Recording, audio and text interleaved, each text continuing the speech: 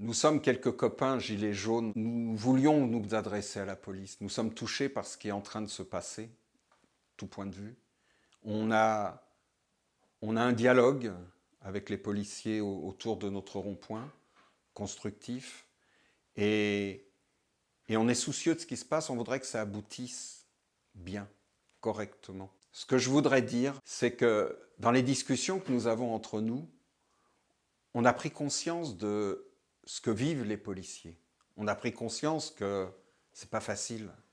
C'est pas facile parce que vous affrontez en permanence les situations de crise, les situations de violence. Nous, on est content de vous trouver lorsque la voisine est battue par son mari, lorsqu'un enfant est maltraité, lorsqu'un voisin alcoolisé est dans la rue avec une machette et nous, on se sauve.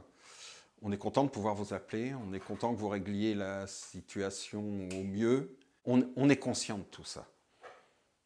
Et là où on vous apprécie, c'est dans votre rôle de gardien de la paix. On a un vrai respect là-dessus. Mais ce qu'on voudrait vous dire aussi, c'est que ce qui se passe à côté, c'est grave. Et on a le sentiment qu'il faut que vous l'entendiez plus. Ou en tout cas, de ce qu'on perçoit par la télévision, vous n'y êtes pas suffisamment sensible. Voilà. Ce qui se passe, alors je vais commencer par les manifestations. Voilà. Moi, je manifeste, bon, toujours, je suis né là-dedans, je suis un contestataire. Voilà. Bon, c'est un défaut pour certains, c'est une culture pour d'autres, et qui libère. Eh bien, je vais vous dire, quand je vais manifester, tenez, je vais prendre la loi travail, et que les ordres que vous appliquez, c'est de fermer les lignes de métro et de nous empêcher d'atteindre la manifestation, y compris en fermant un pont. Lorsque vous nous gazez en masse, tous, et que vous rendez insécure la manifestation, lorsque vous nous bloquez comme ça, eh bien je vais vous dire, c'est terrible à vivre.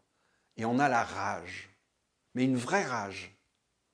Alors bien sûr, moi je ne passerai pas à l'acte, mais vous ne mesurez pas la rage que j'ai contre les gendarmes, les CRS qui sont devant moi. Et je ne suis pas seul. Et là, il y a une question qui se pose derrière. Quels ordres on vous donne? Est-ce que c'est normal que la fonction de la police soit d'être aussi brutaux avec les manifestants? Au point qu'aujourd'hui, le pouvoir a résolu son problème. Moi, j'ai connu une époque où il y avait 2 millions de manifestants et le pouvoir était déstabilisé. Maintenant, il n'y aura plus jamais 2 millions de manifestants parce que c'est devenu trop insécure, trop dangereux. Ce n'est pas une interdiction de la manifestation, mais quand même, ça revient au même. Et puis, il y a les quartiers. J'ai un copain qui m'invite à Argenteuil. Quand je dis il m'invite, je sens son émotion, c'est un pote. Et je sens que je dois y aller. C'était un rassemblement après la mort d'Ali Ziri. Et là, j'ai découvert quantité de gens de quartier qui arrivaient, qui étaient en souffrance et qui disaient mon frère est mort en prison, mon frère est mort dans une intervention de police. Et il y en a plein comme ça. Et il y a une quantité de notre population, ce sont mes frères ceux qui habitent dans les cités, c'est ma famille, c'est mes proches, ils sont en souffrance. Et la réponse qu'on leur donne, c'est d'abord, il n'y a jamais de vraie justice. Jamais on va au bout du procès. Jamais, même les conclusions ne sont justes. Tout est bidouillé. Et c'est systématique. Et il y a mépris en face. Et donc, ce qu'on envoie comme message au quartier, c'est qu'il n'y a pas de justice. Et s'il n'y a pas de justice, c'est une des grandes leçons européennes, un des progrès de la pensée. Quand il n'y a pas de justice, il y a la violence. Et on est dans ce dérapage continu. Il faut qu'on rétablisse la justice et il faut qu'on entende cette souffrance. Vous pourriez avoir tous les armements possibles, ça ne ferait qu'exploser le pays plus violemment, mais ça ne résoudrait pas le problème. C'est ça que j'ai sur le cœur que je voudrais vous dire. Et pour moi, ce n'est pas le problème d'un policier, ni de deux, ni de trois, ni de quatre. Et je dirais qu'on condamne un tel ou un tel, ce n'est pas l'essentiel. Parce qu'aujourd'hui, c'est un problème global. C'est le problème de ce qu'on a fait de la police, sciemment, volontairement, délibérément. Lorsque Nicolas Sarkozy dit dans les quartiers « Je vais vous nettoyer ça au Karcher », le Karcher, c'est vous. C'est vous qu'on envoie à l'affrontement. Et aujourd'hui, on en paye le prix. La fin du dialogue, la fin de la compréhension entre les gens de notre pays. C'est vous qui le payez, c'est vous qui l'assumez. Et ça, c'est pas possible. Voilà. Et c'est pas possible qu'on ait une police qui dise bah, il y a des morts, mais tant pis, on ne sait pas faire autrement. Ben non, non, non, c'est pas possible ça. On doit faire autrement. Et peut-être que la solution, elle n'est pas dans des armements ou dans des techniques. Peut-être que ce n'est pas la solution, le Taser. La solution, c'est que le rapport entre la police et le peuple doit sortir de ce qui a été instauré. Les ordres que vous recevez, les formations que vous recevez, sont dans la droite ligne du nettoyage au Karcher. Et on est au bout aujourd'hui. On est au désastre de cette politique aujourd'hui. Il faut qu'on en sorte, parce qu'on a besoin d'une société plus humaine, pour tout, y compris dans notre rapport à la police. Et il y a un point que je voulais aussi souligner.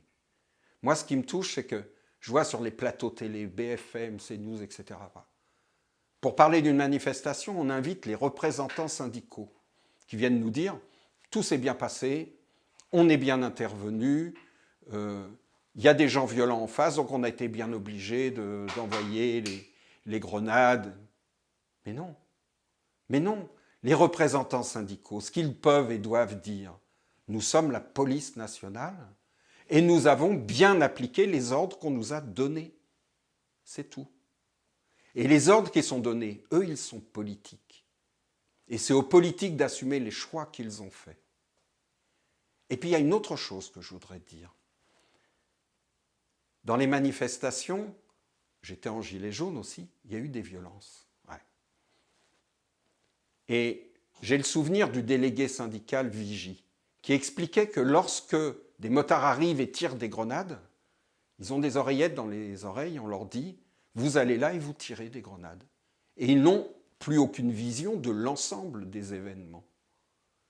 Parce que tout se fait en haut lieu. Et dans ce haut lieu, il y a aussi l'affaire Benalla qui revient. Dans ce haut lieu, il y a les représentants du pouvoir politique. Et les représentants du pouvoir politique, aujourd'hui, ce n'est pas que la manifestation se passe bien qui est important pour eux. Ce n'est pas que ça se passe dans le calme et dans le dialogue, ce qui est important pour eux. C'est quelle efficacité politique leurs choix vont amener. Et quelquefois, lorsqu'il y a de la violence, et de plus en plus souvent, lorsqu'il y a de la violence, ça les arrange, ils peuvent se donner le bon rôle. Mais c'est vous qui payez ce bon rôle, et c'est nous aussi. Et au final, c'est la France.